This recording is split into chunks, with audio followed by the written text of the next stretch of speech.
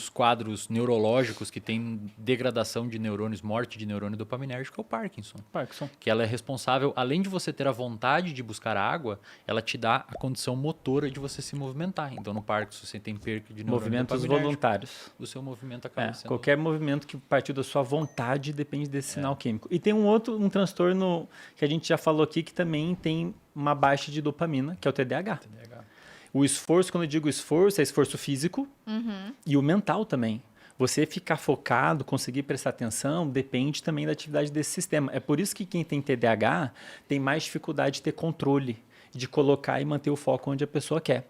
É por isso que quando você está desmotivado para prestar atenção na aula de física, você vai ter mais dificuldade de manter o foco ali. Seu cérebro está tipo assim, não vale a pena eu me esforçar aqui, isso aqui não tem valor para mim, essa física aqui.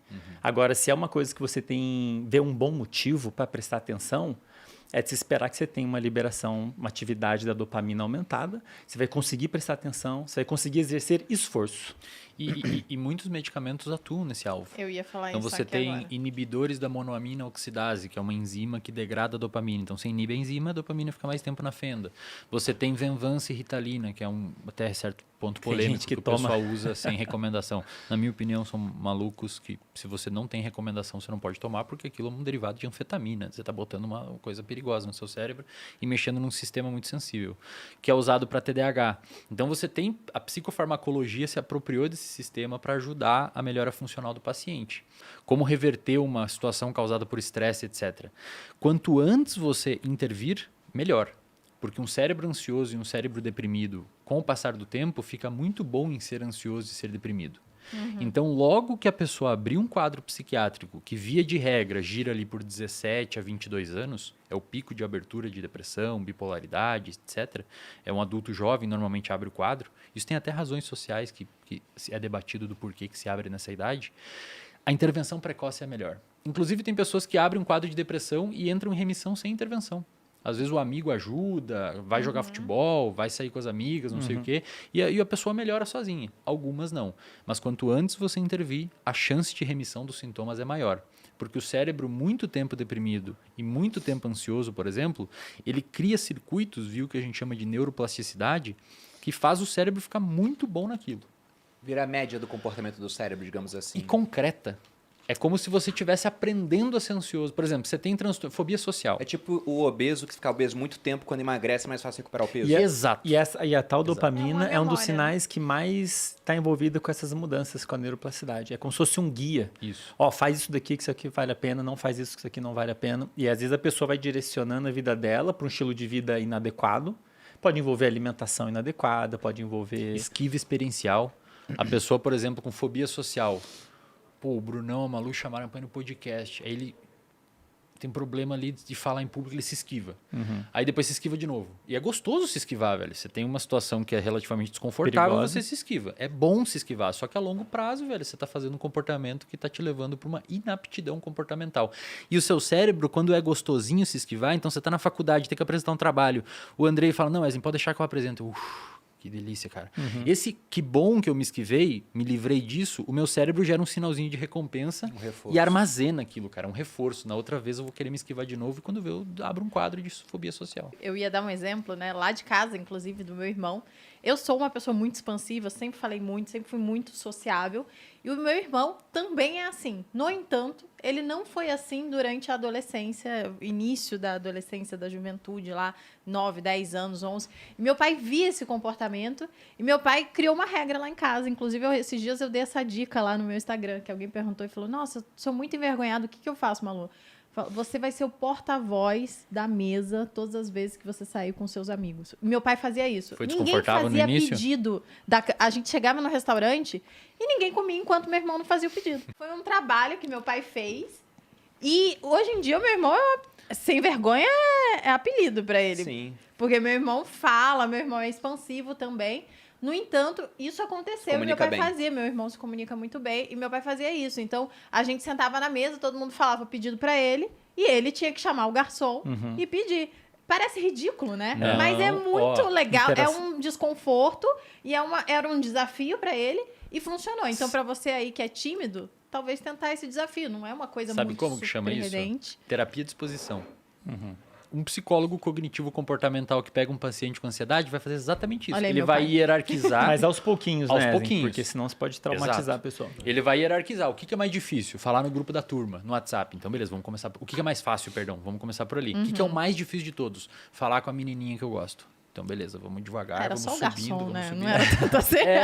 Mas o que fez foi isso. Foi uma terapia de exposição para a pessoa criar o que a gente chama de repertório O famoso comportamental. sair da zona de conforto, né? Pois é, eu Só que tava tem que ser pensando. feita com cuidado, com planejamento, porque senão a pessoa realmente pode ter uma experiência. Falei na mesa com todo mundo, aí passa uma vergonha, a pessoa vai associar aquilo e Exato. falar, não, isso aqui é horrível de fazer, né? Então realmente tem que ser aos pouquinhos e comunicação, né? Uma das habilidades mais importantes que a gente tem é algo que é treinável. Total. Me perguntam muito isso. Ah, não, eu tenho vergonha. Gente, é como qualquer outra coisa. Vir em podcast, falar, fazer post, qualquer tipo de comunicação, você tem que praticar.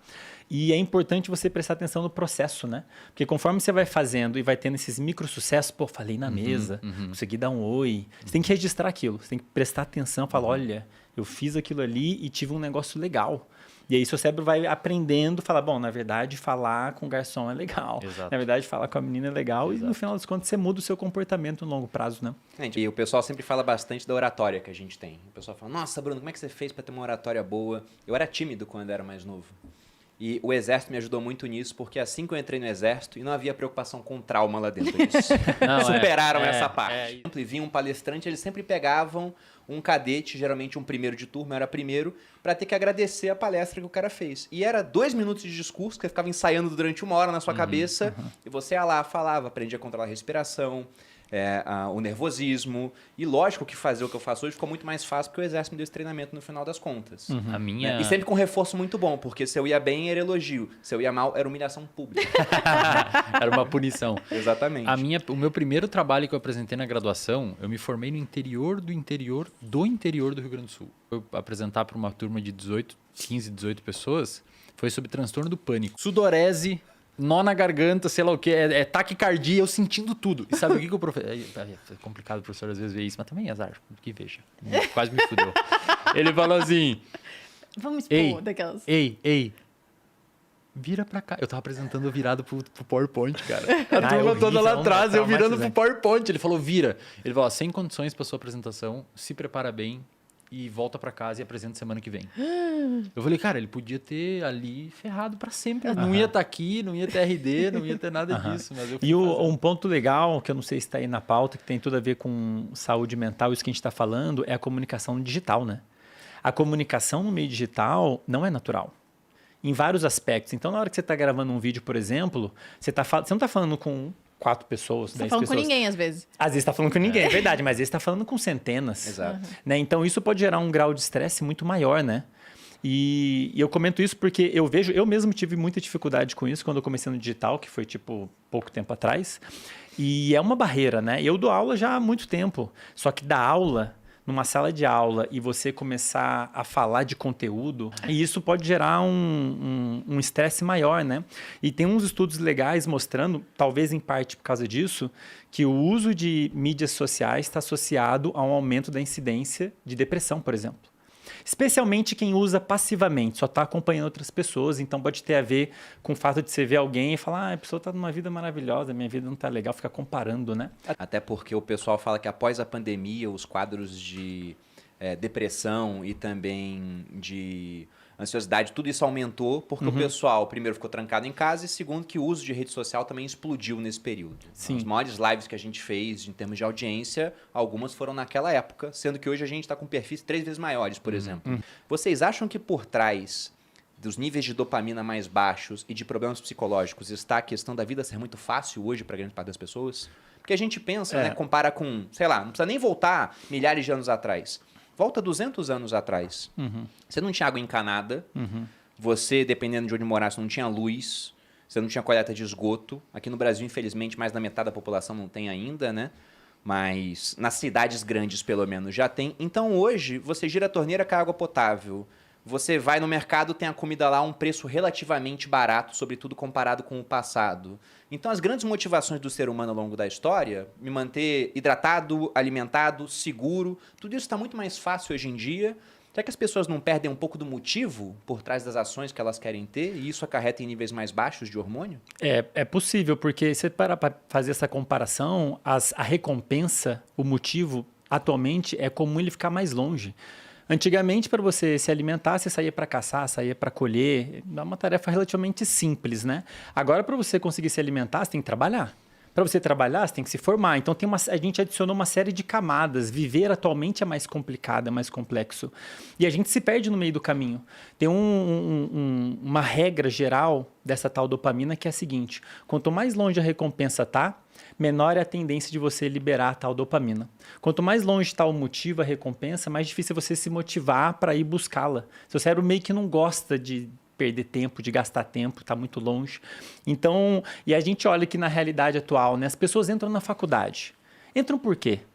Pergunta para um jovem que acabou de entrar na faculdade o motivo dela ter entrado. Alguém falou que tem que entrar. Meu pai mandou entregar o diploma para ele. Daí, mas por que você tem que entrar? Porque a pessoa se perde no meio do caminho. Ela não consegue construir uma narrativa até chegar a algum motivo. Então, assim, se o cérebro não tem um motivo para fazer algo, você não vai ter sistema sendo ligado e ele não vai gerar aquela energia que você precisa para buscar, né? E como eu disse, é muito fácil a gente se perder no meio do caminho porque a vida é um pouco mais complexa na sociedade moderna, né? Então, bom, às vezes a pessoa nem sabe o que ela quer. O que você quer? Não sei. O que te faz feliz? Não sei. A pessoa não sabe nem o que ela quer, onde que ela quer chegar. E isso impacta tudo, Bruno e Malu. Tudo. A capacidade da pessoa de prestar atenção, a vontade dela de sair da cama para fazer as coisas, a vontade de ir para o lugar, estudar, trabalhar. Se a pessoa não tiver claro o motivo, ir à academia, essa história de formar hábitos, de ter disciplina, isso aí é fundamental. É quase impossível você conseguir sustentar uma atividade no longo prazo se você não tiver um motivo claro.